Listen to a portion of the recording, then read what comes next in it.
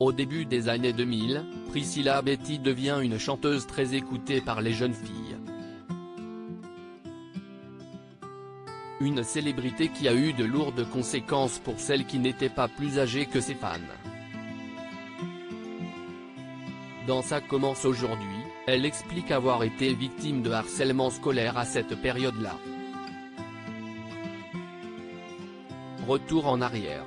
Au début des années 2000, Priscilla Betty se fait connaître grâce à son premier single Quand je serai jeune. À ce moment-là, elle entrait tout juste dans l'adolescence puisqu'elle n'avait que 12 ans.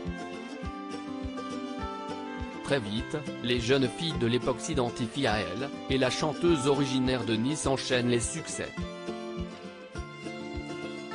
Regarde-moi, teste-moi, déteste-moi, Souk Chouk Musique et Toujours pas d'amour font partie de ses titres les plus connus.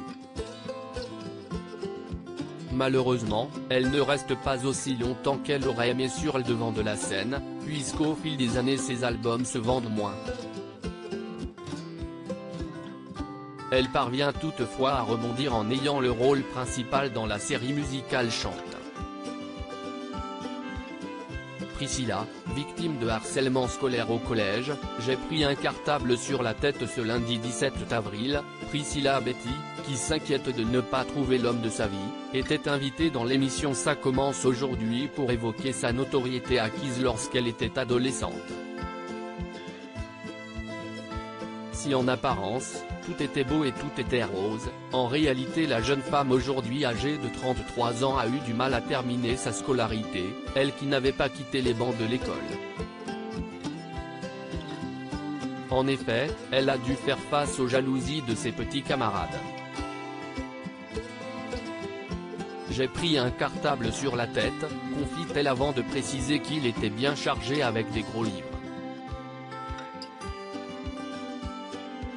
Les enfants ne sont pas très gentils entre eux, ajoute-t-elle.